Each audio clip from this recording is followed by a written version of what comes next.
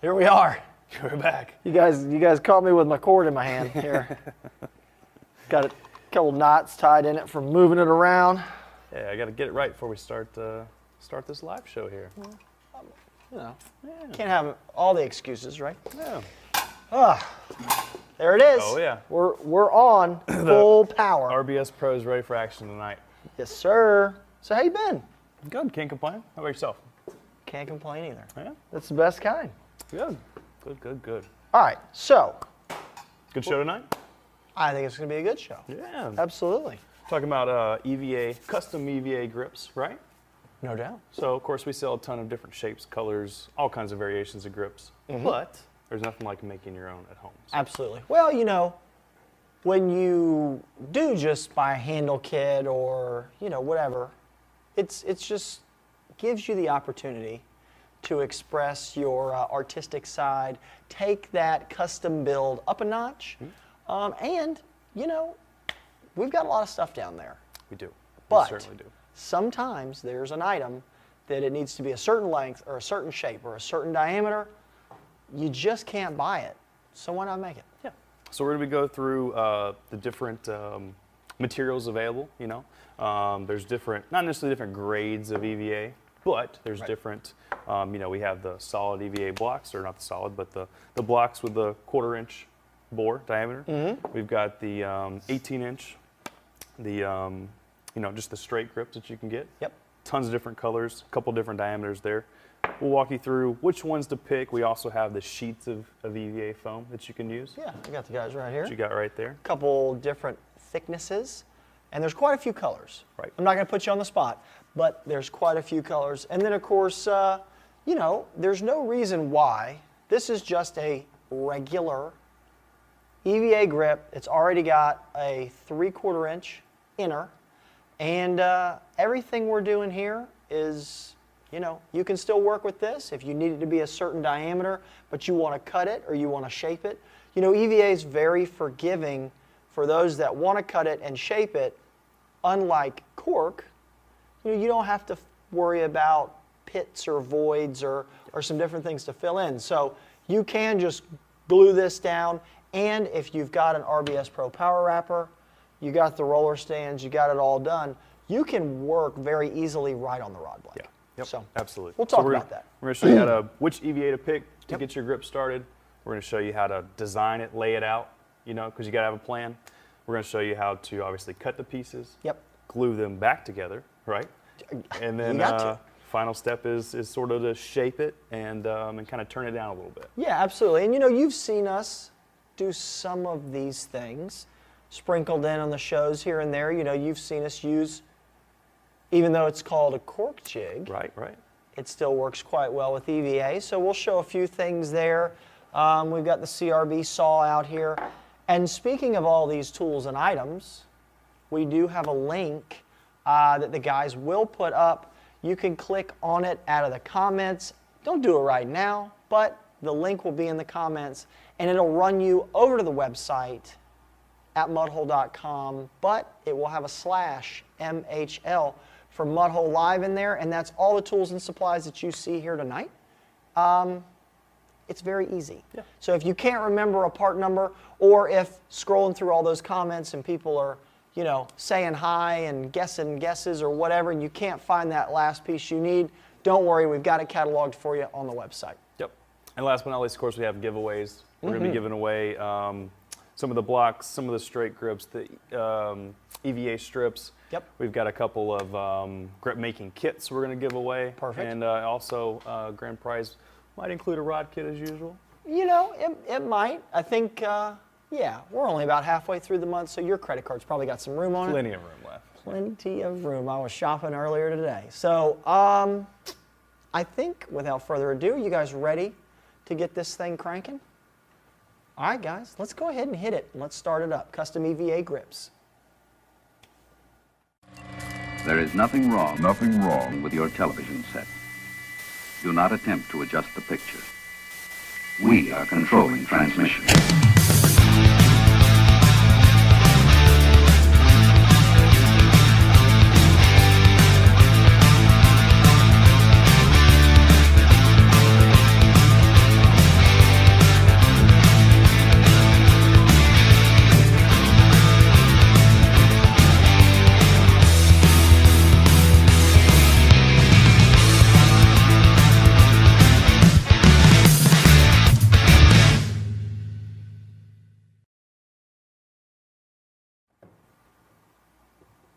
All right. We're back. Episode 72, I believe, right? Custom EVA grips. So just like you saw there in the final shot, Yep. that one right there is something you can do. Absolutely. Now, it's not quite as advanced as some of the stuff that we've seen in the Mudhole Lives Rod Builders Workshop. Our great friend from the Northeast, Billy Vivona, always puts up some really, really great stuff. Hopefully, he's in the feed tonight. Maybe he's in the group. Maybe he's watching on YouTube. I'm sure he'll be able to critique some of our stuff. But the great news about what he provides to the rod building community is we're going to walk you through some of the basic stuff. Yes, absolutely. We are not going to do something all kinds of advanced and wild. We would be here all night, and you guys complain enough about hearing me speak. So we're going to show you some basic stuff, and then there's some things coming down the pipeline and that you'll see to learn more and do very, very advanced things. Yeah. Yeah, and this is definitely a good intro to EVA grips. Yes. And we try to keep it a little bit basic across the board for most of the demos we do, so it appeals to the vast majority of rod builders out there. Exactly. But it looks like we are having a little bit of technical difficulty with Facebook tonight. So sorry about that, guys. We're trying to work out the kinks there, and hopefully that gets fixed soon. But for now, obviously, I think we're just on YouTube. Nice. It looks like, like you said, it looks like YouTube is fine. I can't imagine old Zuck can't get it together there on Facebook. I wonder what's going on there. So anyway, we're over on YouTube. Hopefully you guys are there. You're making your way. The good news is it'll still be recorded for you guys to watch later if you haven't been able to get connected. All right, so let's go ahead. We'll get that outline scrolled up. We'll get going here, and we'll see kind of, what we got going. Yeah, so real quick, let's also, before we get started into the EVA stuff, we got to talk about the Mudhole Lives Rod Builders Workshop, topping 15,000 members. That's big. I mean, that's extraordinary. Absolutely. The great thing about that group is, and I've seen it even over the past few months or weeks, you post a question in there, you have an answer immediately. And it doesn't matter the time. No, it doesn't. It doesn't. And of course, search feature too. Yes. If you don't really want to post a question in there, maybe a little hesitant, use that search feature. If you want to learn about epoxy or custom EVA grips or whatever the subject may be, that search feature works great too. There might be a post or two in there about finishing or epoxy, and it will give you a wealth of knowledge and plenty of reading material. Yes. If you're curious during the day or if you can't sleep at night, just type in that search function. Yep. That's a great point. Yep. All right, so let's do it. EVA grips. And I actually want to lead off real quick, if we got a second. I've got a great question that kind of pertains to what we're talking about with EVA. So, question comes from Leland Nelson. Is EVA just one type standard, or are there varying grades of EVA like there are cork? If so, what is the best grade and what to look for in that? So Leland, there probably are different variations or different grades of EVA. We use pretty standard. The one thing that will separate EVA apart is the durometer. Yes. Which is basically the hardness of the material. Yeah, because what do I usually say? This ain't your granddad's EVA. Yeah, This right. is not the Walmart rod that it stains and it's soft and it's real absorbs water. So it's very different than 20, 30, 40 years ago. Right. Most of the grips that we sell are going to vary between 50 up to maybe 60, 65, sometimes 70. Okay. Right? Most of your split grips that you get, or the smaller grips, especially for the freshwater side of things, is going to have a little bit higher durometer. Okay. For saltwater, they're going to have a little bit less durometer.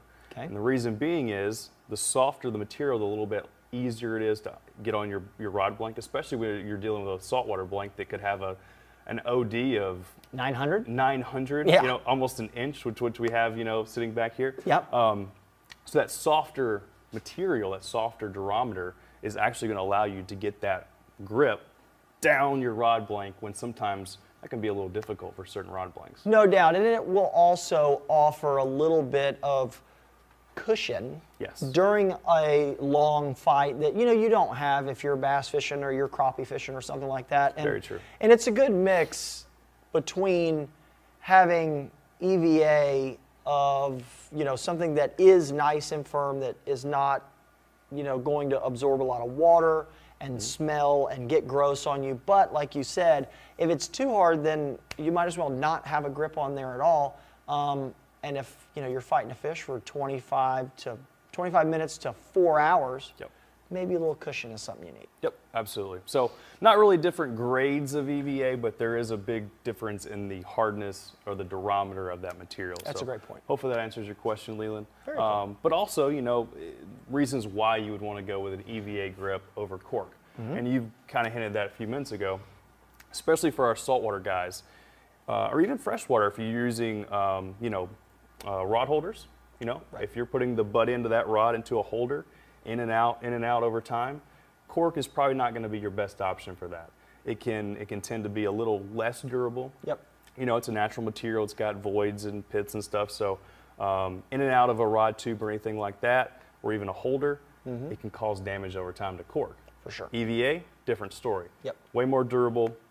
It can kind of absorb some of that shock, or that brutal in and out of a rod locker, or even a rod tube or anything like that. So. Absolutely. That is a great point. And two, outside of that, I would venture to say it's a little easier to work with. Yeah.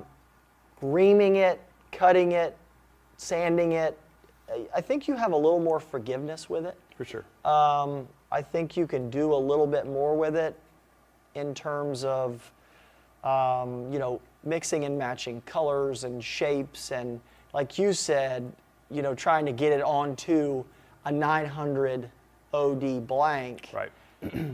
Cork, where you ream it, it's got to go to there. At least with EVA, you have a little bit of wiggle room that if you need to force it, or if you need to, if you want to make sure there's a snug fit, you allow for that. Right. So it gives you a little bit of, if you try to do that with cork and then the grip blows up and you're kind of like, well, I'm out money and time, and that was a pain. Yeah. So. Yep. And lastly, cost. Yep. That's pretty straightforward. You look at a 18-inch EVA grip, not so bad on the wallet, but an 18-inch piece of cork, that's a different story. Especially a nice piece. And obviously you don't see many 18-inch pieces of cork, but Yeah. just as a reference point, pretty significant, price difference there. So if you're looking at more of an economical option, EVA would be your way to go. Yep, absolutely. Cool. All right, so we had mentioned that there is a selection of tools Yeah. on the website. Jay, we want to run that so everybody can see what we're talking about here. We're going to go through kind of what we're going to need. So if you're watching us in the workshop at your house, maybe get a few things ready, or maybe jot a few items down. This will kind of get you ready to go. So we've got our grips, power wrapper for the RBS Pro. We've got mandrels, mandrel wax. The contact cement is what I use to glue it up with. Sanding screen to shape it, measuring tape, obviously to do your measurements. Marker to kind of put your little road map together. Fine grit sandpaper to kind of polish her up. And of course, try to be safe. Safety first. Safety first, and then teamwork is what we say around here. So, yep, try to do a little bit of mask action, because you will be having dust particles, and it can get pretty messy. This is job number 707 not to do on the dining room table at your grandma's house. So, Yes. a little bit of eye protection depending on if you're working with the block, or if you're just sanding or cutting, the regular, this 18-inch piece here.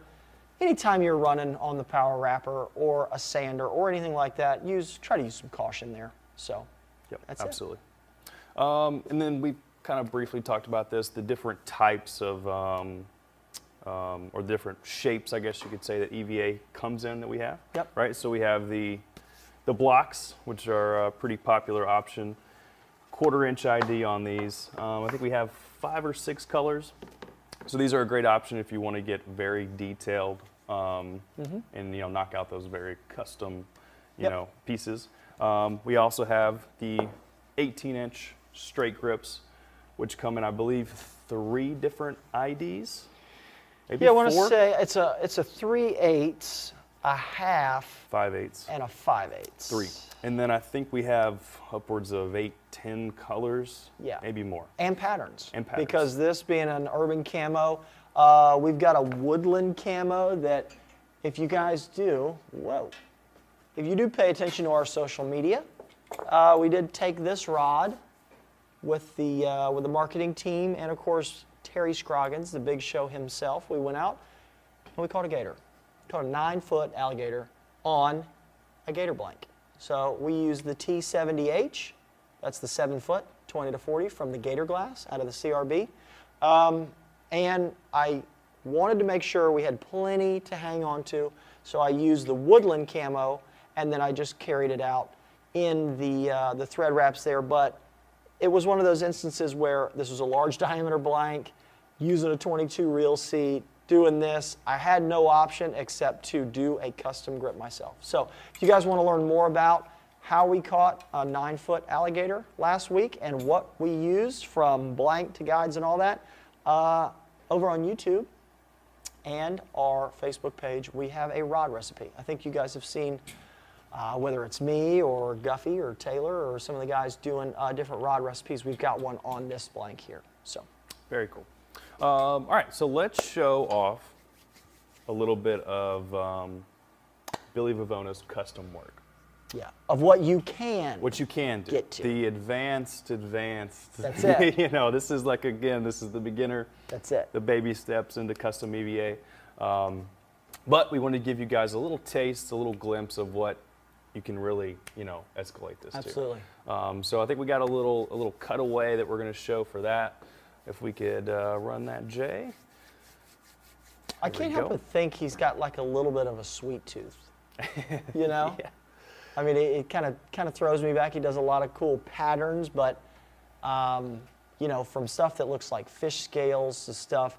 Is that the Van Halen guitar one? I think that's that one. It looks like it. Yeah. That was pretty cool. And then of course, don't forget, just because you're doing fancy grips, that you leave out your fancy thread work to match. Exactly. And that's where, builders like Billy and these other guys, they tie in these themed rods. You can do a fish pattern, you can do a logo, you can do, was that a snook looks like? Yeah.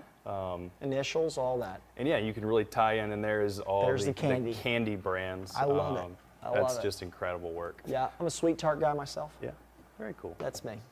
But yeah, you can take that, and obviously, you could see he use different color reel seats, and then you can tie that into your thread work. Yep. And really, really deck out that rod. That's it. So just when you think that you're starting to get there with this thing, we'll throw something else at you, because I am nowhere near any of that. I like to dabble a little bit in some colors and stuff.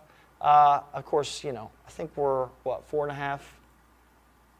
No, this coming month, June is going to be 5 years for this. So I think they're very, very aware that I use a lot of black thread. Right. But I have been doing some stuff here and with some EVA. So let's get down to it. How about that? Yeah, let's do it. So to start off, you got to have a plan, right? Have to. Can't just, you could just start picking out EVA colors and pieces and this and that. Yep. Get it all in and just come up with something. Right. Or you can build a roadmap of sort. Right. So what do you got? I have the one grip that we had shown earlier. This falls under that measure twice and cut once type thing. So when you have all these different colors, and the great news is when you do a multicolor grip, you've got 18 inches of each color that you can work with. So, whether you want to do a whole set of rods, you can do 3, 4, 5 rods mixing and matching colors. But a very important part of this, and what I'll do is I'll walk over to the whiteboard here and we'll talk about it in a minute. So, got to have a tape measure. Most of the time on the workbench, I am carrying a digital caliper. It helps me mark and measure things. And then, of course, you can use the saw to cut. And, of course, Got a box cutter. So if we're going to do something like this, follow me over here to the whiteboard, and I will lay out. And the reason that I do this is not only so that I can like wrap my head, so this would be the mandrel, this would be the mandrel. So it'll be something that I will lay this out before I start cutting or doing anything like that, because most of the time I'm picking, and I know, Hunter, you do the same thing. Okay, I need an 11-inch rear grip, or I need a 12-inch rear grip, or I need a 10-inch or whatever. So it would be helpful if I remembered all of these measurements here, but I don't. So for example, if you're going to go through and measure this out, you might say, you know, you'll have this. So there's that one, that, get a little wider, that. So, and then obviously you'll go on this end. So what I normally do is I will draw it out. And this can be sloppy, it can be not to scale and all that. But I will say, you know, this needs to be an inch. This needs to be 1/8 of an inch. This needs to be a half. This needs to be another 1/8. And I go through that, and then I add it up and I check it. Of course, with everything, a little bit of human error. You know, you might get a little oversized or a little undersized there, but having a road map while you are measuring, you know, and giving yourself an overall type, you know, if you want it to be 10 inches or something like that. Yeah. Giving yourself an overall, and then also making a note where you say, you know, this is green, this is navy, you know, things like that. You'll always have that road map in front of you because, as we'll describe a little bit later, when you're putting this together, I use the contact cement. And the second that you stick two pieces together, they're stuck. Right. So I got my road map out there. I've got it front and center where I've made notes and how I've done it. And I've got each piece kind of sitting there. So I'm not putting some pieces over here and some pieces over here or stacking these here. And then you lose track of, because this is a very basic, you know, there's not too many pieces, there's not too many cuts. Right. But if you notice where it can get to, you can have a ton of options and pieces and everything, and having little areas that you know every time you cut this green piece and you set it on the piece of paper where it's at. The navy, the light blue, whatever. So every time you pick it up, it goes right back into the same place. Yep. And that keeps you from getting out of place. It keeps you from doing a ton of work and then maybe miss, you know, you put one piece before another and now it's stuck, and now what are you going to do? Yeah, exactly. So that's really kind of tough. So that's your pro tip for a road map. You know, I was never a star student. I was never a big note taker, which might be why I wasn't a star student. But you learn, you know. Plan ahead. Do a little of this. It's one of those, like I said, measure twice and cut once. Yep, So, exactly. This cool. definitely comes into play. You know, it's good to know what rod you're going to put this on, whether you're going to do a full length, you know, rear grip, whether you're going to do a split grip. And then you can plan and you can come up with, okay, I need a 10-inch full length rear grip. So now you know what you're getting yourself into, rather than trying to cut all these pieces and eyeball it and guess, and all of a sudden you come up with an 11-inch rear grip, and now you're in trouble, and you've made this grip and it's a little too long. Or you're kind of going like, what is that one is that, and that one is that? You know, that starts to get a little confusing. Yeah. And because you create yourself a roadmap, this might be very helpful in the future if, you know, Steve, the striper fisherman, calls back and says, hey, can you do that one exactly like you did for me last year? I want to give it to my buddy, or I want a matching set, and then now in a folder somewhere or something, you've got everything you need without calling and asking a guy to, you know, take measurements of a rod that you want for him. Yep, absolutely. That's a little taking you to school on the whiteboard tonight. All right. What else we got coming through here, Jay? We're going to do, you want to go ahead and maybe, since we got them kind of planned out, we talked about building a road map. It's going to be a situation of choosing your colors, I would venture to say. Yeah. Because, and that kind of goes hand in hand with a road map, because you'll need to know your colors, but the roadmap for me too also gets the lengths down. Right. I'm going to need a 10-inch rear and I'm going to need a 6-inch foregrip. And then we come in and say, okay, you know, are we going to build something like, you know, black and green with MHX? Are we going to do something with 3 colors? Or are we just going to do maybe some trim rings on the outside? So that's something that, you know, you can make your list on your roadmap, picking colors, doing those things. And then as you go through, if you're using the RBS Pro, one of the great things about this is because the tracks have grooves in it for your tools and things. So yeah, this one might be the 3 sections long and all that, but if I'm just working on the mandrel, this has, you know, little grooves right here that you can set them on edge.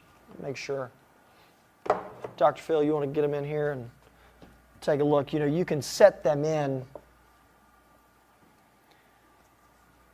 and it will stand it up, right? So you can do things like this. So what I will typically do is I'll have my road map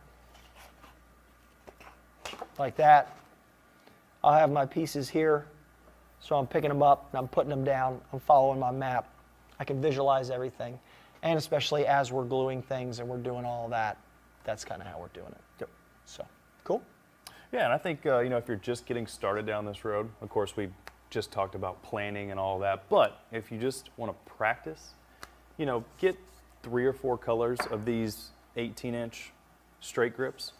Just buy 3 or 4 colors, cut them up into little sections, kind of play around with cutting them, gluing them together, small little pieces at a time, and you'll still be left over with 12, 15 inches of usable grip. Plenty. Right? Plenty. That you can make into full length grips, split grips. I mean, you can turn 4 of these 18-inch grips into 10, a dozen sets of grips if you wanted to, depending on length, of course. Depending on length, for sure. All right, so we'll get you guys moving along here, and we're going to talk about cutting. So we've got the mandrel, and yes, the grip comes in an 18-inch section. Right. The mandrel is not 18 inches long. So we do have to trim a little bit off here or there. It's not a big deal. I just do a freehand cut like this. I just do a freehand cut, right? Okay. So I use a cutter sometimes. I also use the CRB saw sometimes. To be honest with you, I use them pretty interchangeably.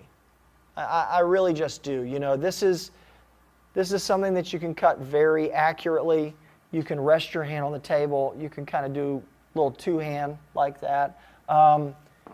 I always have it around, and I've always got it handy because I do use the cork jigs. Cork jigs. Cork jigs. So we're calling them EVA jigs tonight, just so everybody is, you know, ready to go. But what I would also recommend doing is how I start, and I'm just going to run this really quickly. So I will true up an edge, okay? So where I freehand cut this, you know, there's like a booger hanging off here. This edge was right out of the factory, okay, ready to go. There's a little radius to it.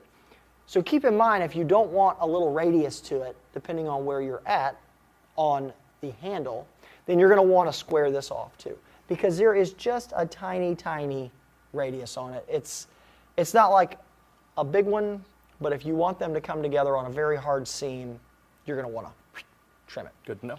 So this is just something that I don't do measurements. I just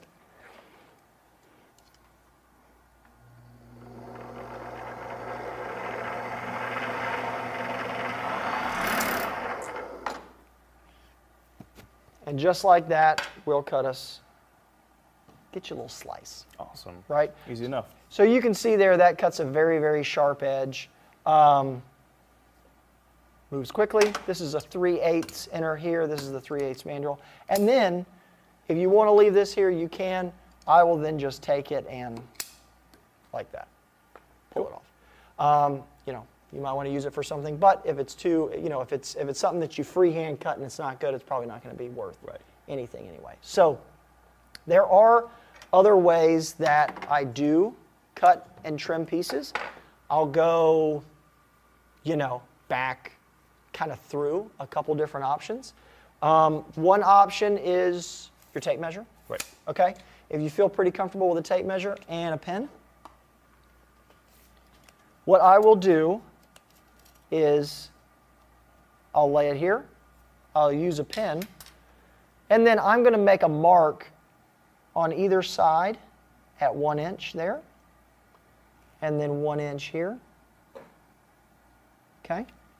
So now I've got 2 marks there.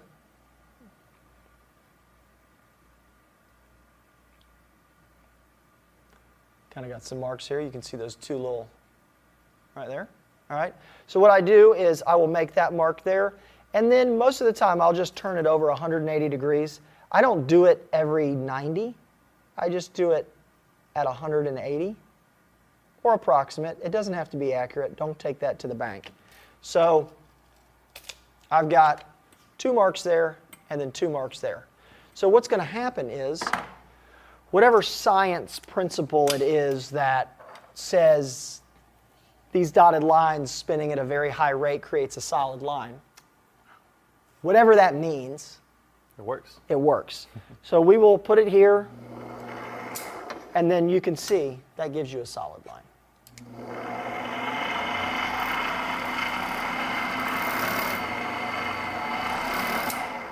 So, nice solid line. We'll cut there. Now, I don't worry if I'm a hair either way, because that's, it's your human error, right? But you can see I cut that mark and that mark in half. So I'm doing pretty good. All right? If you want to do it again, it's going to be the same. I'll just kind of rough here. If you're going to use CRB saw, you can use the saw.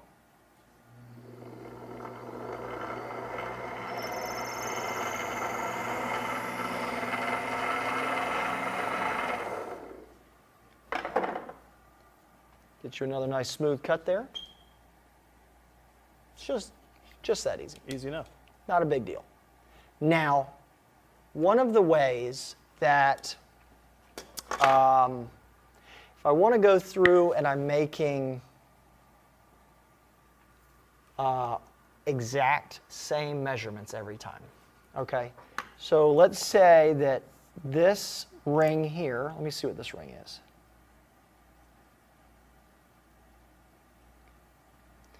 How about we 0 it, and then I'll come back to you folks.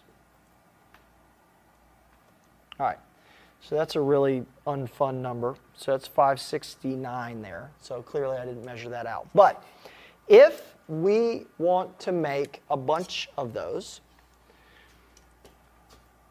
I mic it. Okay. I lock my calipers, and then I will actually score, and I'm going to do this.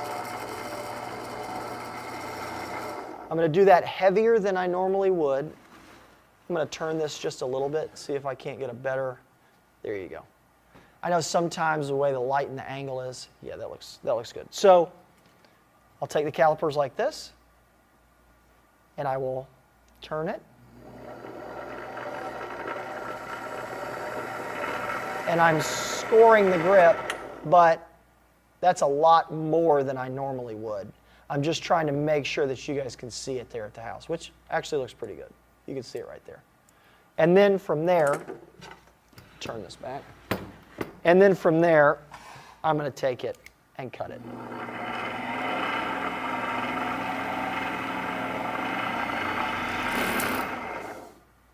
So there we go. And then, yep, good there, good there. And then I would just score it again. Like that. Okay? To me, it moves pretty quick that way. Yeah. Let's Especially if just, you're trying to get the same yeah. same length Right. shapes every time, or disc. And really where that shows off is doing a grip like this one. So this one has been cut, it's been glued, it has not been sanded. I sanded the foregrip out here. This you can see, there's marks from the contact cement in it, but there's one there that I'm going to turn it down. The reason that I hadn't turned it down yet is because this is the newer ARC seat from CRB, Right. which it's a 16 millimeter inside, double locking nut. If you guys have seen it on the website, so far it's been a big hit with like the vertical jigging rod guys and stuff like that. This is actually an MHX Saltwater series. It is an SW80L. So this is something we're actually going to take striper fishing. Okay. I'm making an SW80L and an SW80ML. Whoops, sorry. So making the ML and the L, the 8-footer, and we're using this seat in it. I think it's going to be awesome. The reason I hadn't turned this grip down yet is I wanted to get it lined up so that I could get the diameter down here very, very close. Makes a really nice transition.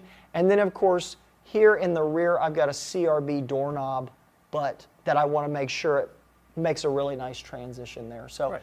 That's one of the reasons why to have the RBS Pro. Have a power wrapper, have a power turner here that you can put your glued up, ready to go, rod in, that you can turn on. Absolutely. So, you know, I did this one here already. This has a really nice transition from the top of the seat out here. And then, of course, I turned it down a little bit. And now we've got, you know, a little bit of purple there. So, shaped it out. So, that's a reason to why. That shows you right there. Having it to turn with the seat really makes a big difference. And there's before and there's after. Yeah. So, Awesome. yeah. Well, before we move on any farther, looks like we are back on Facebook. So thank you guys for the patience there. Welcome if you're just joining us from Facebook. So we're glad to have you. And also, we got to do our first giveaway. So we're going to be giving away three each of the Inlay strips, Okay. the straight 18-inch grips, and Okay. the EVA blocks. 3 of each of those. So you can just let them pick their colors, whatever they want there. Yeah, you know, we try to allow the winners to pick and to be, you know, have some input on this. You know, there are times where you don't have many options, you know. Right. You either just have A or B, but this is one of those opportunities where you do have a little bit of freedom of choice, which is great because if you guys have something that you want to build and you want to do black and green or orange and black, or you know, you want to do something like that, we're happy to do the best we can, you know, as long as we got it in stock and everything's good. Yep. I was down there, we look pretty good on the EVA. I didn't take too much, so you guys don't worry about that. But who are you giving it to? All right, first giveaway is going to be Sam Harlow. Sam, congratulations. You got a good assortment of EVA coming your way. Pick some good colors. That's a great little starter pack, starter kit. I was going to say, because then you don't have to worry about, you know, kind of boogering them up. Yeah. You can kind of mess with them a little bit. You got plenty of EVA to do. Yep. Do a number of different rods, do some different inlays. You can kind of then work with, see how these strips do. The strips do feel like they're a slightly different durometer, but because they're so thin, they do work very well with, you know, these guys. Yep. Make great, you know, little accent pieces. Little thin strips is where they obviously Exactly. shine. And then you don't have to do too much, you know, really, really thin cutting. Because, of course, it's all pretty easy to do on the Pro, but the thinner you start to get, your hand wants to drift a little bit if you're not as accurate. These little strips are great. Yep. So, and they're very easy to, you know, clearly there's not a hole in this, Right. but it's very easily just, you can just poke it with, you know, one of the, you know, the thread picks. You can poke it with a pin. And then when you go to ream it, It's no big deal. Yeah. So, yep, very good. Well, cool. So now we have our grip cut. We have it into whatever pieces that we got in our roadmap and our plan. Yep. So we have to glue these pieces together. Yep, exactly. I know you mentioned earlier you used the contact cement. Yes. I'm going to show you guys kind of a exploded view of when you follow a roadmap. Real quick, I'm not going to spend long, but at the whiteboard, what you can do is, I'll take this one with me. So again, you know, I did that earlier. Don't you do that? All right, and they laughed at me earlier, and they're laughing again. All right, so everybody has seen fade wraps. So this is a very exploded view of a fade wrap, just so that we could get, you know, how it all comes together, right? So imagine instead of using thread for your fade wrap, this is technically 1/2 of a fade wrap. You know, you would typically fade one way and then fade back the other. And of course it would be tighter, but what we would typically recommend doing is just as you select, instead of using thread, we're using EVA. So just as you would select going from maybe a 7 to 1, where you would use one thread and then, or I'm sorry, you would use 7 of one and then 1 of another thread. And then you come in and you do 6 of another and then 2 and then 5 and then 3, right? You would, in a sense, do the same thing with the EVA. So that's a really good spot for your roadmap, because if the smaller ring here, instead of with threads, I'll draw another one. So you would have a longer block here, which you could call 2.5 inches, okay? And then your next one would be 0.5, okay? So that's 2.5, 0.5, 2 inches, 1 inch, you know, and you would stair step it like that. Now, you can see that in really wide segments here, it doesn't pop as much as when it is thin. But what you do want to do is just work in whatever increments. Instead of 1 thread and 7 threads, if you want to do 1/8 of a slice, you can do 1/8 versus 1 inch. So then that way you're going to have 8 different ones, and then you would have an 1/8 and then 2/8 and 3/8 and 4/8, you know, versus your 1 inch and then 7/8, and then, you know, you would work your way that way. Just because an 1/8 is a pretty easy, you know, measurement to work off of in kind of a fade pattern like this. Right. So you would be able to, whether we cut it in terms of on the power wrapper, or whether you used it in a cork jig or EVA jig, you know, you could pretty easily run through using 1/8 increments, cutting it all out, laying it all out, and having a roadmap and drawing it up with a fade style wrap is something that it's really, really helpful. Yeah. Because I know sometimes when I'm doing it with thread, I'll go,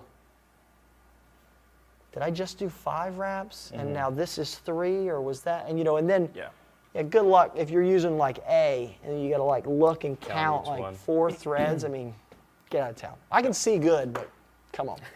So, so anyway, so we've got our rough draft of a road map. So, and again, you know, bear with me here. I know the way this looks, but it's just an exploded version so that you guys can see how to go about this. What we're going to do now is we're going to glue these together, and I'm going to walk you through here on these couple pieces on the end. So what I would do is I would pull all of these pieces off, and I would set them in an exploded view in my tracks, right? When you're looking at like a parts list, right? You know, if you're trying to put back together a fishing reel or something, an exploded view. So I'm going to take contact cement, And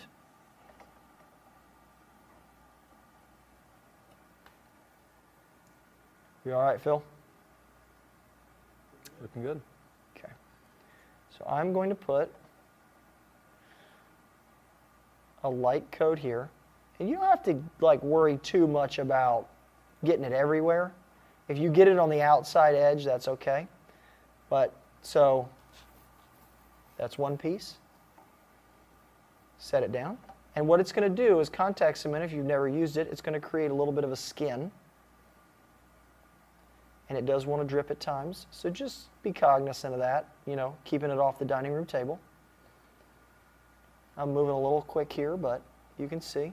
Put you a nice little skin without losing it. And turn this one over. Okay.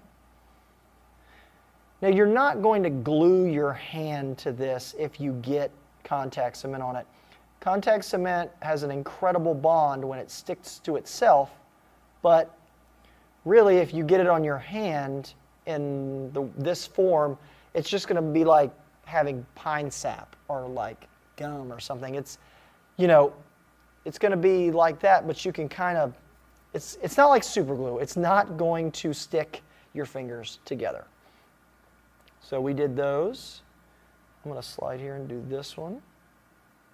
Might do one more just to give me some time because. Got a quick question. We can there you answer go. this one pretty quick.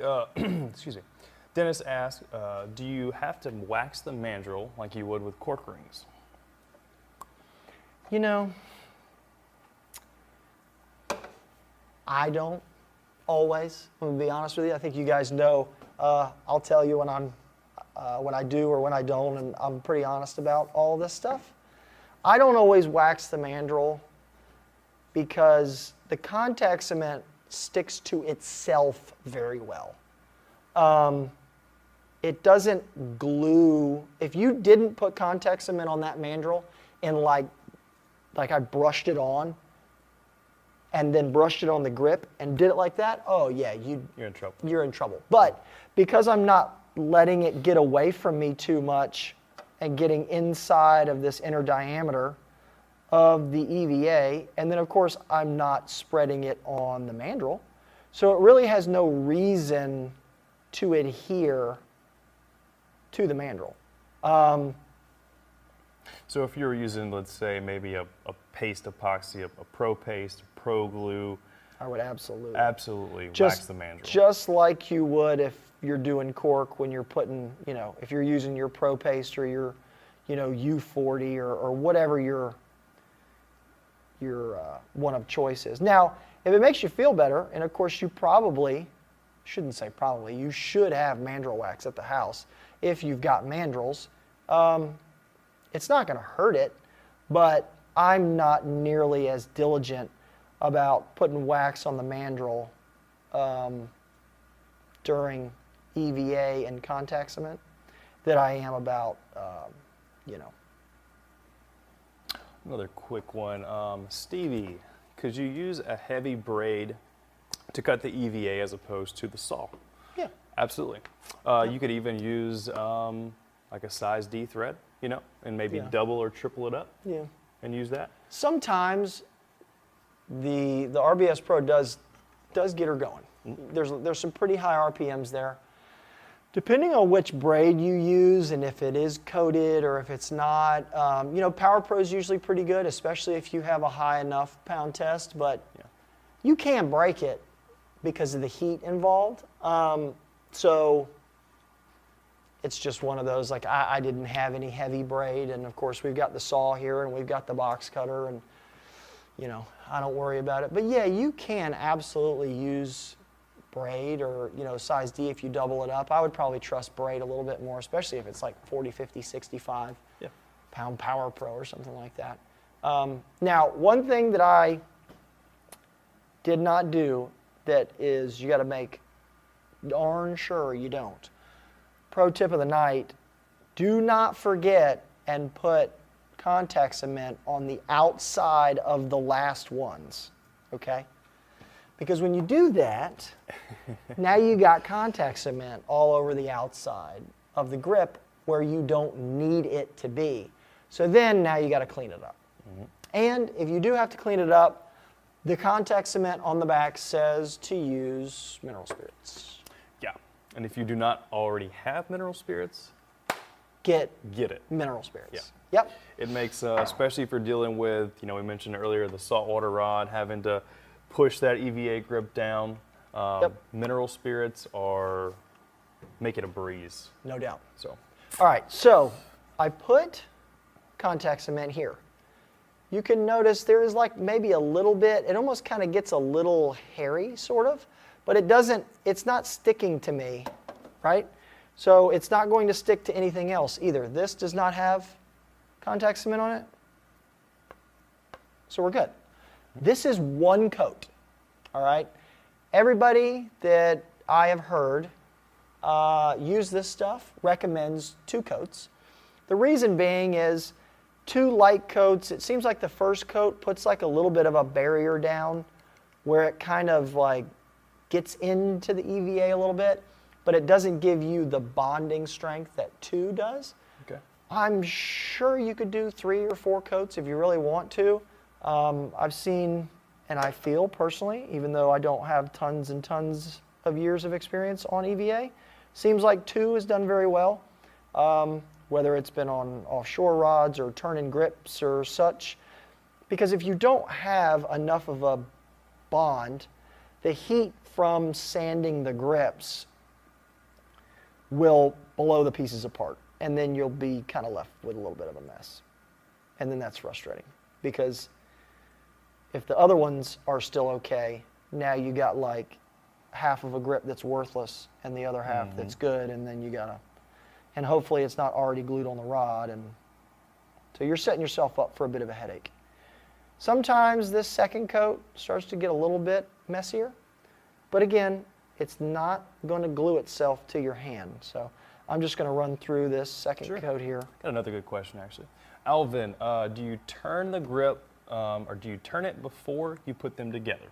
No. So what you want to do, Alvin, is obviously get your roadmap, cut your individual pieces, glue them together, and then the final thing is actually turn it and shape that grip how you want it. Because by that point, this can vary depending on, you can turn it on just the mandrel itself, or you can always, like you did with one of the last rods you showed, the black and white grip, you can actually go ahead and install that grip onto your rod with the full handle, rail seat, everything, and then wait till the very end to actually conform and make those transitions with the reel seat, the butt cap, etc. So just depends on how you want to go about that route. Yeah, and you know, too, I trust installing the grip before I sand it a little bit more, because as you sand these grips down, the outer diameter obviously gets smaller, and the surface area that's bonded gets smaller. So if you turn the grip, and then, this being a 3/8, if you turn the grip, you shrink it, you lessen the bond area. Then if you got to ream it out to 500 or 600, you've now cut it in half again. Right. And then, you know, if you're trying to force it down on a blank a little bit, you could tear the EVA. And I just don't want that to happen. And of course, I'm lucky. I got the luxury of the RBS Pro Power Wrap right here, so I don't have to worry about that stuff. So just like you had said with that one, I'm going to install it and then turn it. Yep. So when working with the contact cement, you've noticed I start at one end and I do front, back, front, back, front, back, leave the outsides. The reason we're doing a little extra talking is we want it to tack up a little bit, and that's what's going to help do the bond. And then I come back and I go front, back, front, back, front, back, like that, leave the outsides again. So now I've got 2 coats on all bonding surfaces. So I'm going to let this kind of, you know, here for another minute or so. Okay. Maybe we'll answer another question, and then we'll stick them together. So Let's do John Van Dam. Okay. Let's do this one. What is the best way to get an EVA grip on a rod that is just over 1 inch in diameter? Is there an oversized grip available, or a reamer that is large enough for that. So John, we've kind of touched on that a few times with this blank we have behind us, Yep. which has almost a 1-inch outside diameter at the very end. So for one, I would recommend getting a grip that has the largest possible inside diameter, which I believe we have some up to 7/8, maybe an inch. We have some that are an inch, but the supply is much more limited. Yes, you only have know. a few options, length options, stuff like that. And if it's like 900 or 980 or 1 inch, you don't want the grip inner diameter with EVA to be an inch. Got to be below. You want it to be lower so you can run it down there. I would recommend, John, if you want to take like a 3/4 ID, right? Ream it out to where it's maybe upwards of 850, 900. And then, you know, say you can only slide that grip down 3/4 of the way and you just can't get it the rest of the way. Well, that's where the mineral spirits comes in. You know, you can take that grip, you know, just like this. I would usually plug one hole. Yep. Take mineral spirits and just pour a little bit amount into the top hole, cover this hole, and just kind of give it a good shake so that mineral spirits gets all inside of the grip. And then immediately go to your rod blank, slide that grip back down, and then don't go too fast because that grip will go all the way to the bottom as quick as you can. You know, it happens very quickly, but with ease though. Absolutely. And that's a great explanation, and we're going to show it later. Perfect. In real time. All right, so excellent. Now we've got it here. We're kind of tacked up. We've got 2 coats, and you can see there's just a little bit of tackiness, but there's nothing on my hand. Just enough to hold it, right? So we double check. We got our road map. Nothing on the outside. You know, remember, I just didn't do these, so it would be the same process. And then all I'm going to do is, since the outer diameters match, I am just going to be careful and to stick them lined up.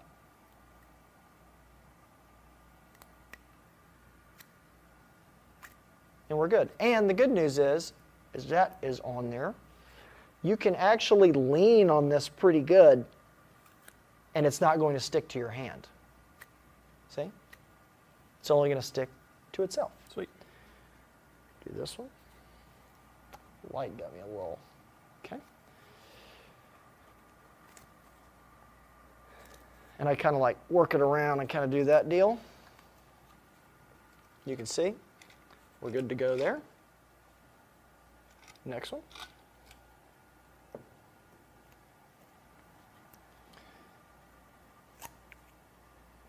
You can hear it, it's there. It's sticky, but it doesn't leave any residue, and it just leaves just a little shiny, kind of tacky surface there, right?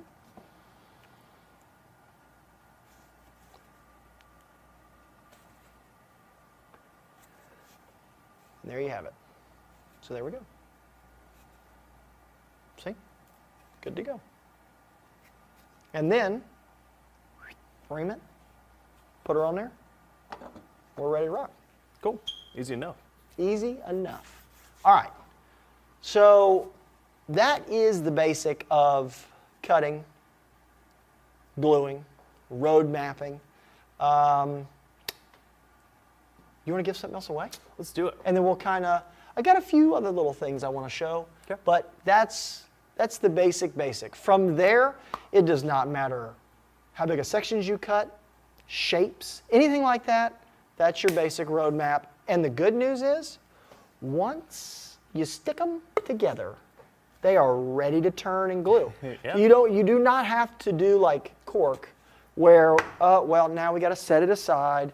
It's got to dry all night or 10 minutes or whatever. It's stuck. It's done. So that's easy enough. That's what I like about it. The hardest part is the planning, in my opinion. Though, Pretty much. Getting all the right colors and deciding what pattern and measurements. And once you're ready to go, you can knock out a grip in 5 minutes, 10 minutes. Ready to rock. Yeah. Very cool. All right, so let's do this. Giveaway number 2. CRB, we're going to do a EVA, a Camo EVA grip making kit. Perfect. With the steel mandrels included. I like the Camo. And yeah, that's going to be Mr. Eddie Horn from Facebook. Congratulations. You've got a grip making kit with the mandrels. Perfect. Coming your way. Sweet. Easy enough. Yes, sir. All right. Couple little tidbits. Okay. If you want to Get use, these guys. if you want to use the cork jig, okay, you can. Let's see, that one is flush. You can use it just like you would use it if you're using cork. So, and it cuts very easily. Okay, you can cut a piece just like that. Cuts a nice piece. Let's see exactly. I'll give you exactly because I want to know too. Inquiring minds want to know. Okay, so that's 125. So there's your Perfect. 1/8 of an inch. So that cork jig there will cut you some rings. It will match the same durometer of the bigger piece as you would want it. So that's that one. That is just kind of the slicer, and I really like that, right? Moving on to, What you got next? where is the one with the wedge? One of these? I know. Oh, here it is. I was going to say, I talked about it. I worked on it late last night. So this one is the one that has cut lines in it this way, okay? And then it also has the angle cut that allows you to cut like a V, okay? So depending on how big your pieces and sections are and things like that, I am going to, I'll just trim down, let me see here. I'm going to trim down this section. Just going to cut it flush because I've already got one cut about that. All right. So I got a piece here, fits in like this. All right. There are lines that run across here. Now, you can use those to cut into it, right? Or you can also use them as a guide when you're cutting the angle piece. There's a couple ways you can do that. I will use either a pen, and I will mark on each little line, because what's going to happen is when you cut the angle slice, you'll cut an angle, and you'll spin it exactly 180 degrees, and you'll cut another angle. All right? Well, you need to make sure that it's lined up on the other side 180 degrees if you want the V cut. Yep. All right. If we're using a black piece like we did here, and I probably shouldn't have done that, what you can also do is you can also take a piece of tape, and you can run a piece of tape across the top of these, and then what that'll do is that'll give you a lineup there that will work well. Okay? So I'm just going to, for the sake of TV, I'm going to freehand it here, although I probably shouldn't. But so what we're doing is I'm going to line those pieces up, put a piece there, and I'm going to cut a V.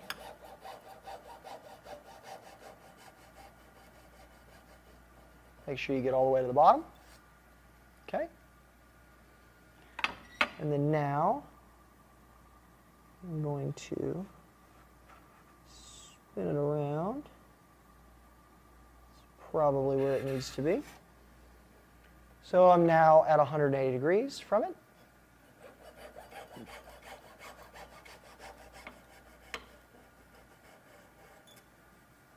Should be good there. What that's going to give you is it's going to give you a wedge, right?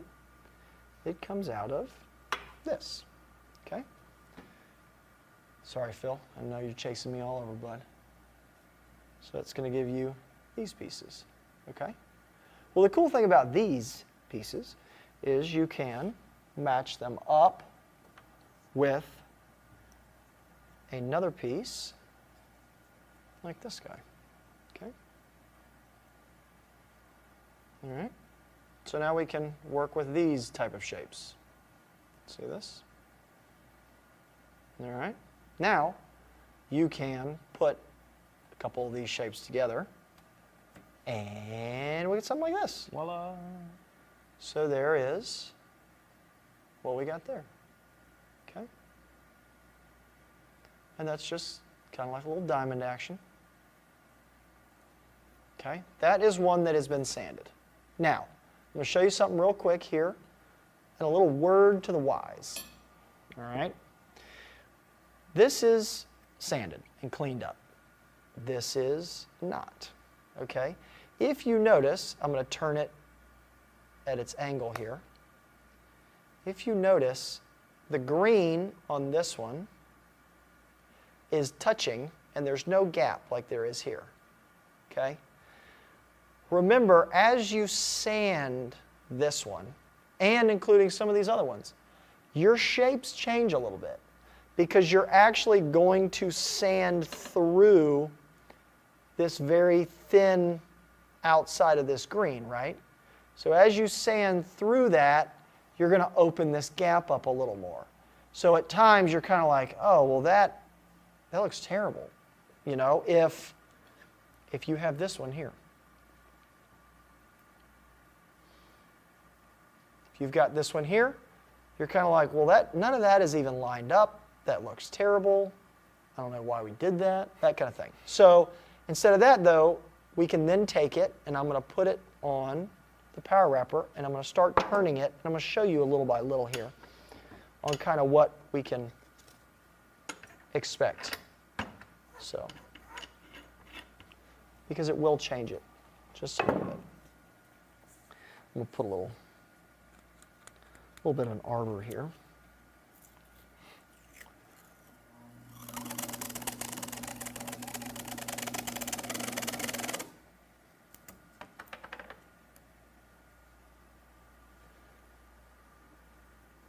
All right, that'll give us a real nice snug fit to work off of. Let me get this sanding screen here real quick. Sure. Some of the guys love the sanding screen. Some of the guys don't love the sanding screen. So it's up to you, really. It works quite well.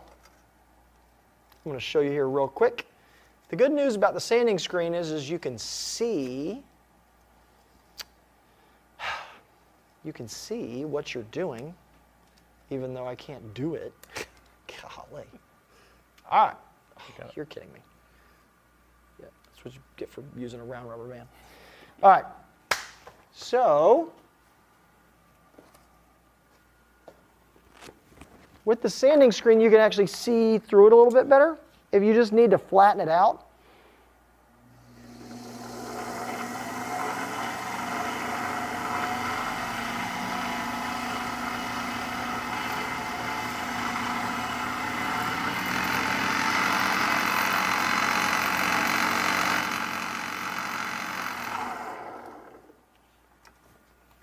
so you can see it kind of cleaned it up a little bit. Did a pretty good job of cleaning it there, okay? And the sanding screen is good because when you pull it tight, it stays nice and flat, okay? Let me turn it to you a little bit there, Phil. So you can see it cleaned it up a little bit, all right? So I'm going to sand it just a little bit more, and then we'll watch these colors here open up if you want them to. If you don't, you better hang on there where it's at so that you've got solid here with almost a true diamond with nothing showing, okay? So I'm just going to go to another grit just for the sake of showing.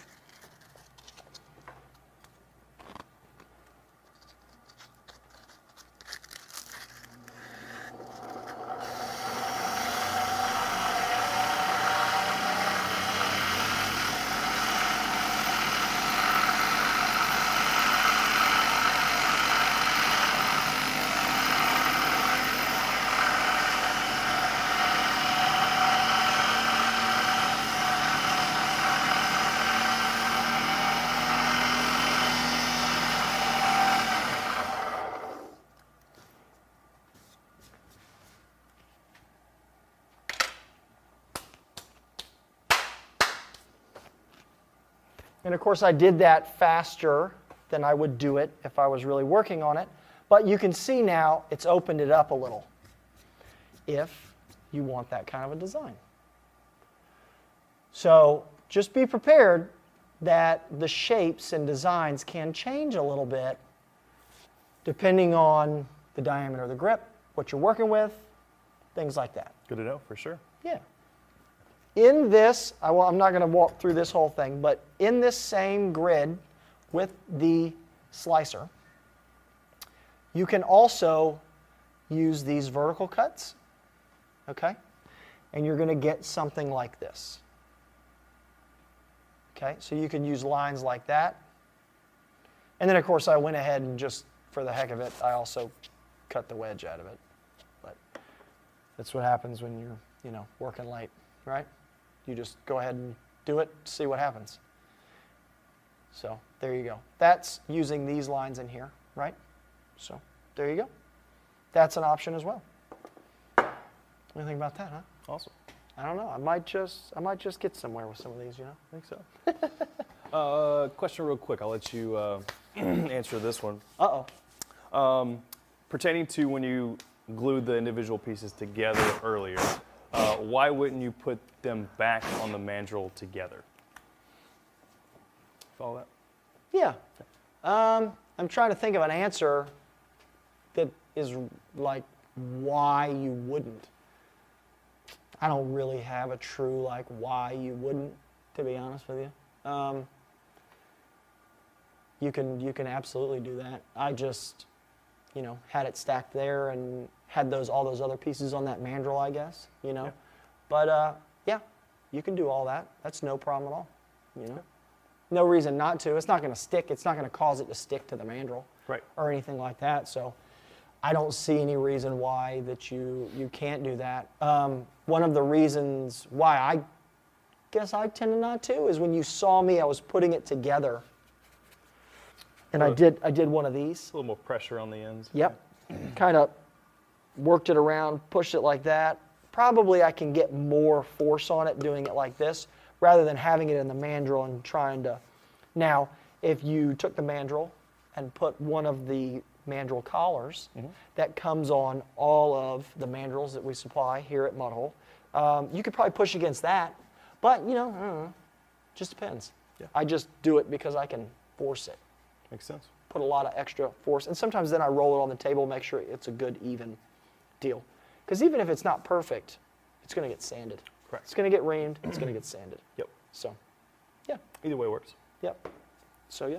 If also, I'm thinking, because I have also tried to use solid EVA discs and some cork, if you're not perfectly straight and the hole's off a little bit and then you slide it down on your mandrel, it might want to like carry the inner diameter, and then when you go to stick it, if it's off, it might be off more than if you just went whoop, and stuck it like that, and then when you ream it, it'll clean that out. Yeah. That could just be another reason. Right.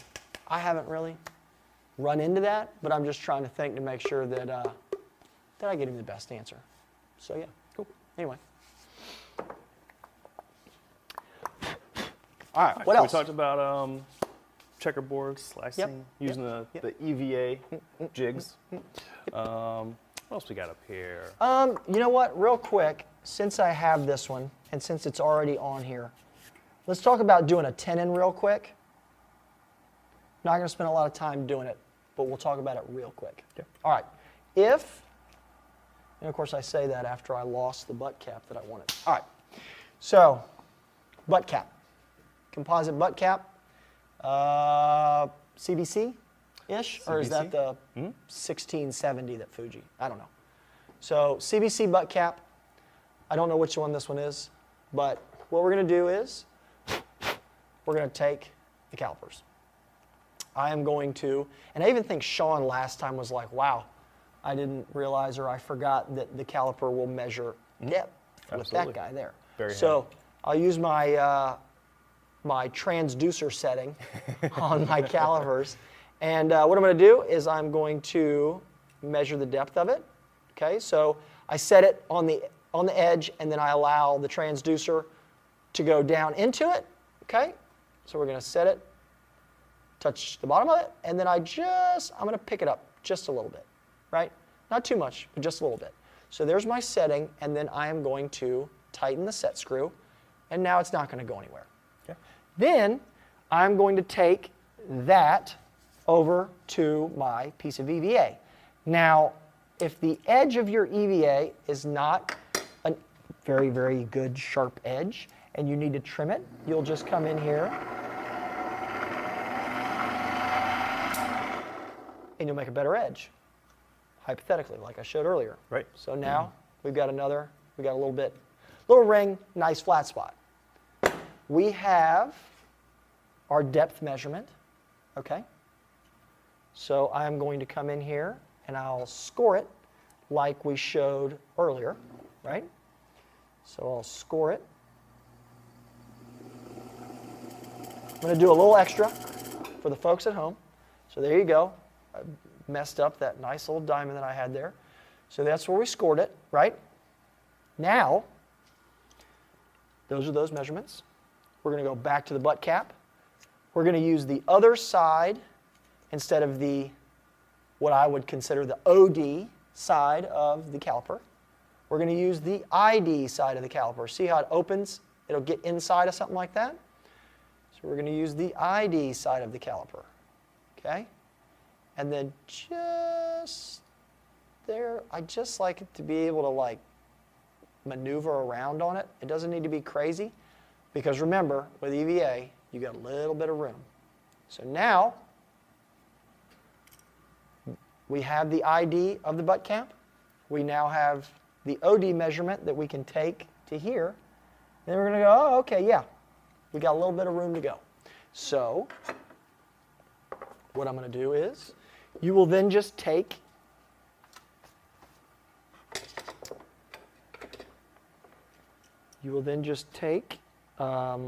your sandpaper. You'll leave this here. And if you're really super fancy and you've got two calipers, you can leave the outer diameter on this one, and then you can make sure you don't lose your score line. But the good news about the score line is you will you'll be working that line all the way through, so you probably won't lose it.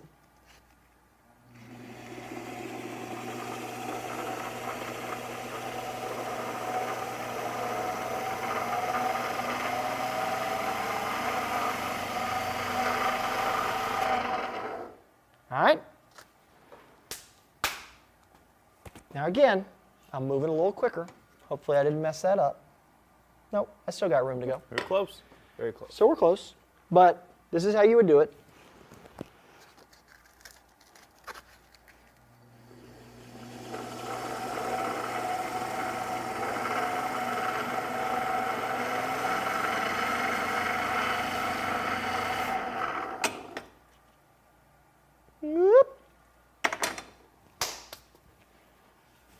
The sound effects always help. You know that. All right. Let's see if the old quick tenon got her done. I think you got it. Second try. Why not? That'll work. All right. So now you've got a tenon that fits nice and snug. And then you can put this on a rod blank, glue it in, shape this the rest of the way, and you got it. Perfect. So there's your tenon that matches whatever butt cap you want. That's the old quick tenon. Very easy to make that. Yeah, not too bad. Yeah. So, anyway, that is about that. Let's do, I got to do the mineral spirits trick. okay, let's do that real quick and then We'll do that really quick. a couple questions. Yes. Cool. All right. Can you mix me up a little bit of propase? You got it.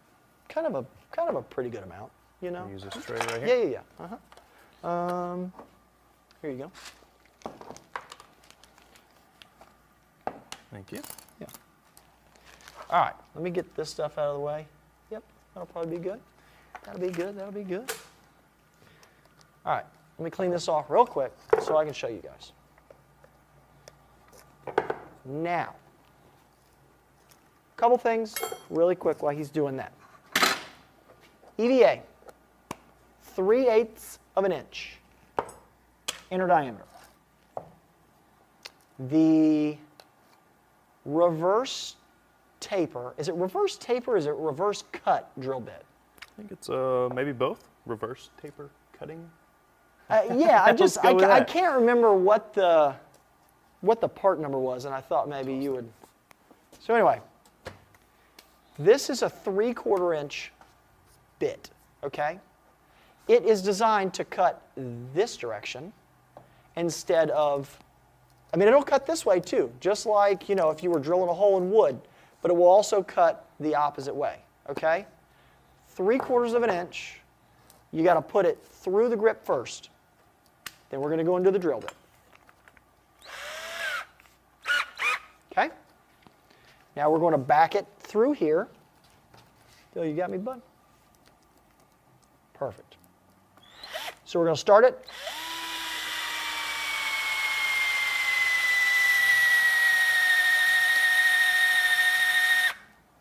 And I'm going to show you what it looks like. Okay? So now we're just boring a hole. Okay? All right. So I'm going to need that because we're about to make the 7th mess of the century here. All right.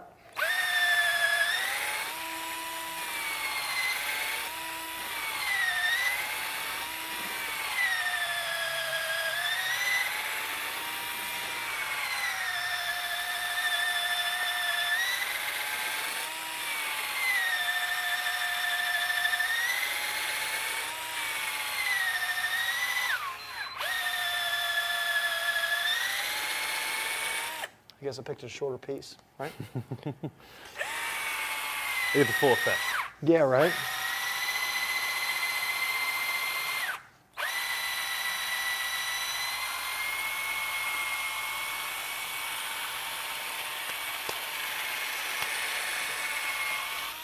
All right. So we got a hole, okay? 3/4 of an inch. And I would venture to say it's not like exact 3/4 because it kind of sort of, the EVA moves a little, moves away from the bit. So I do, thank you, sir. I do clean it up a little bit. Now, if you notice, this is not the largest extreme reamer that we've got. We do have a larger one, but just for the sake of showing the folks at home that we can take 3/4 of an inch EVA down to a 920 butt. I'm just going to clean this up a little bit.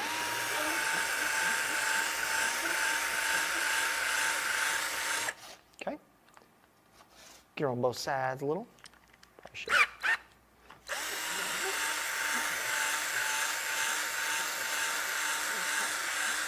And I'm rotating it with my left hand. In and out with the right hand. Doing the old mud hole shuffle. All right, so there it is. Hunter's got the glue ready. Mm-hmm. I've got a blank. Got a little OD here of, all right, tail of the tape is 906, okay? So 3/8 of an inch, which that 3/4 inch size is bored to 3/8 of an inch. So that's good news. Yeah. Because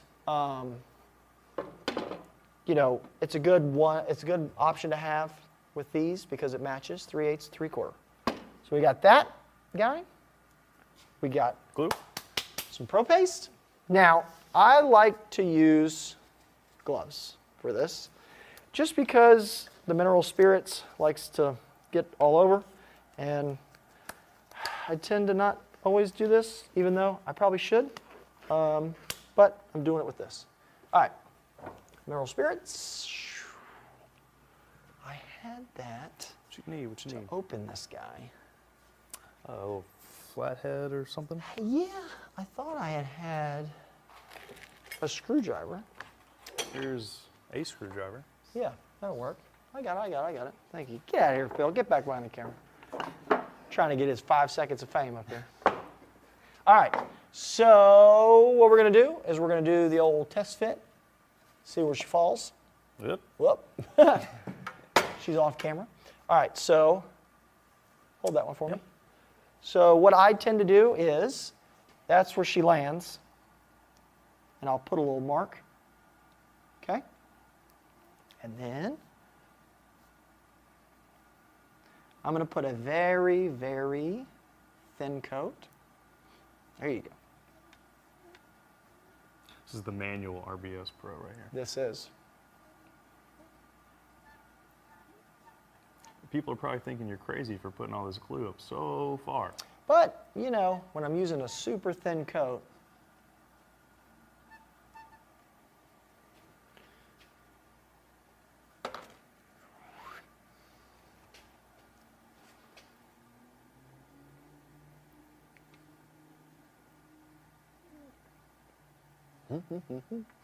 people are like, oh, why don't you just ream it to the size, whatever, you know? If you don't have a 900 reamer, it is what it is. I'm just showing you guys something, and you don't have to do it this way if you don't want to. But it works pretty well. Sometimes it requires it. You know? Sometimes, yeah. Especially if you're over an inch, you know, 1.25 inches on some blanks. Yep. It'll get there. All right, so you can see very, very, very thin coat. Now, I'm going to slide this up just a little bit, and this is where,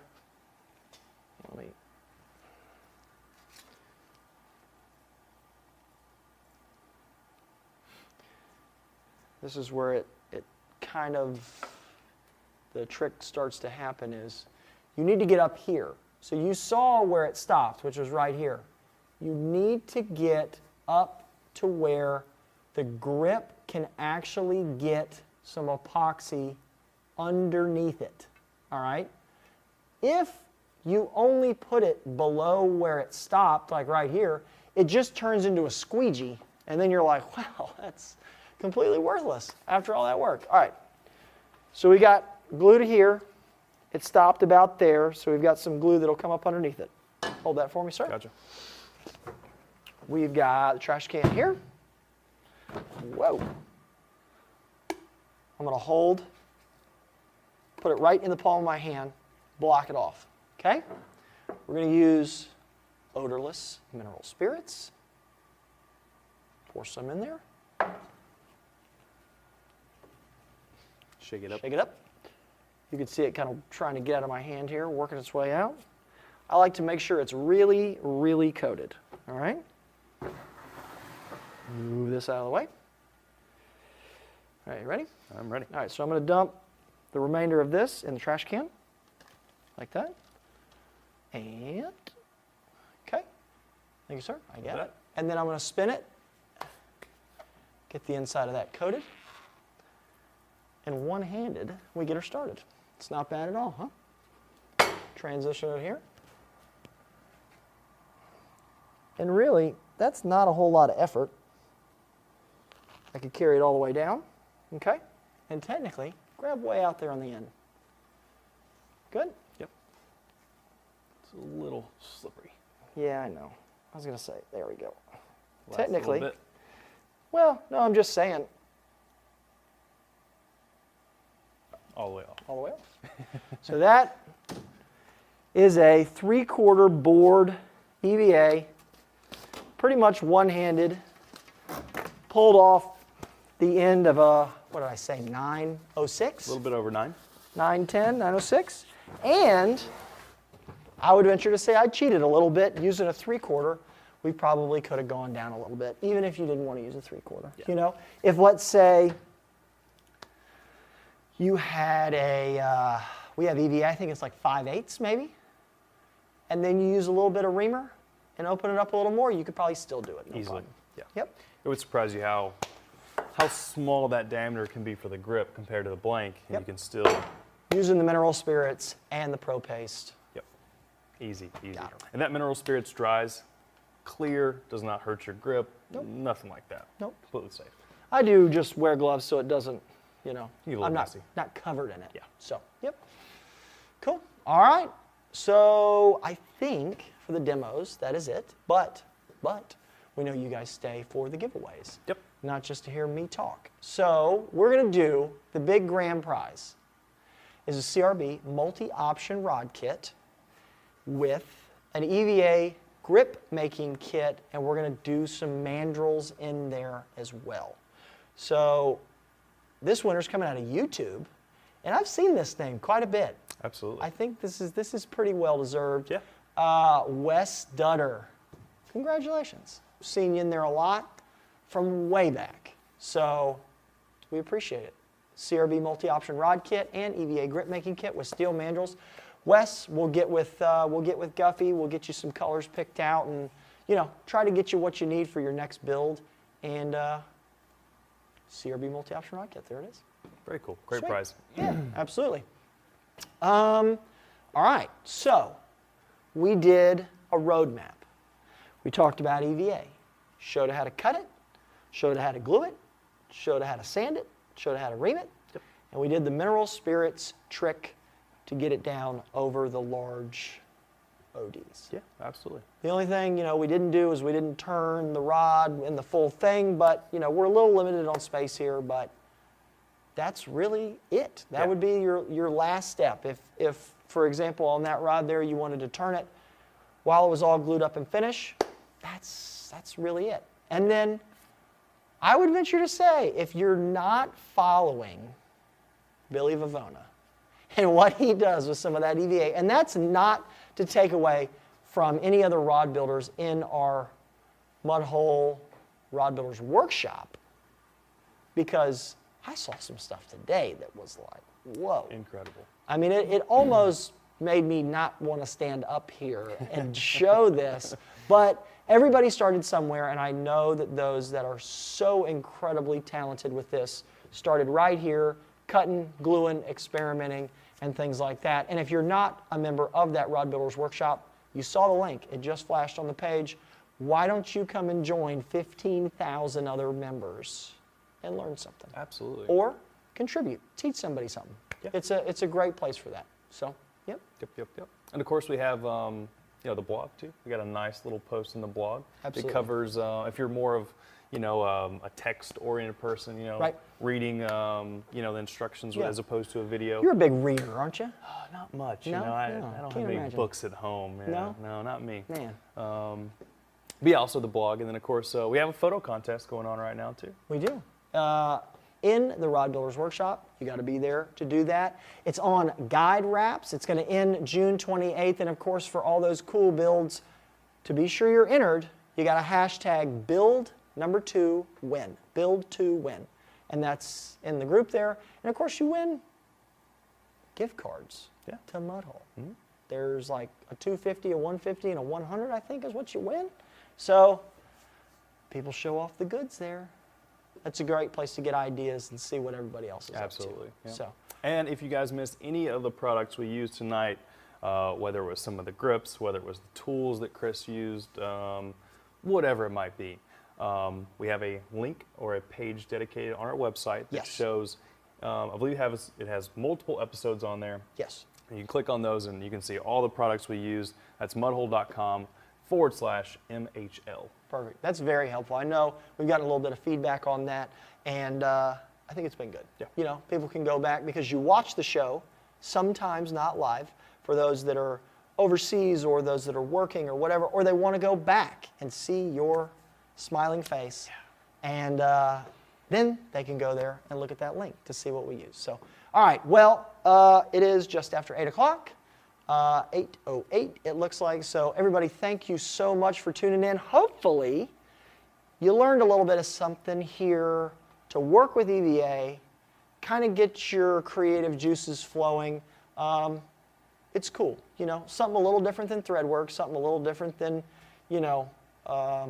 maybe marbling or things like that. Mm-hmm. It's a very cool way to decorate and customize that rod build, and then you can just tie it in with everything else. Absolutely. And this doesn't just pertain to saltwater rods. We've talked a lot about saltwater, but you can use it to make custom split grips, custom butt caps, custom foregrips, and like you said, you can tie in that pattern, that color scheme in with your decorative trim work, your winding checks, your thread wraps, your guides.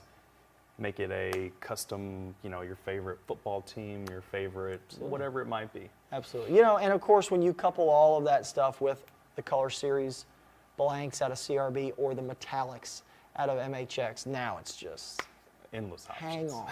Yeah. Hang on for sure. So, all right, guys. Well, thank you. Congratulations again to the winners, Sam, Eddie, and Wes tonight, taking home some of the goods. Of course, check out that blog if you like to read, as Hunter mentioned. That's a great tip. Run over to the Mudhole Lives Rod Builders Workshop if you're not in there. The next show, we've got a shorter time frame because we're running up to the Northeast, Boston Harbor, in June. We're going to catch some stripers. So we got to get ready. The next show is going to be on Tuesday the 1st. We don't know what we're doing yet. We got a few things up our sleeves. I'm testing, kind of dabbling in some different things. So Hunter and I, we're going to sit with the team. We'll figure out. But we will see y'all June 1st. That's a Tuesday at 6:30 Eastern, as always. But thank you again. We had some new team members. You know, we had a pretty big group tonight. We had Guff and Taylor, of course, in the war room there. Sean was in there on technical help as well. A couple new guys in the building. We had Bird and Dr. Phil in here. It was great. Of course, Jay on the ones and twos, as always. And Hunter, my left-hand man. Thanks, dude. Oh, yeah. Enjoyed it, as always. Episode 72 for Custom EVAs. We'll catch y'all in a couple weeks. See you next time. See y'all.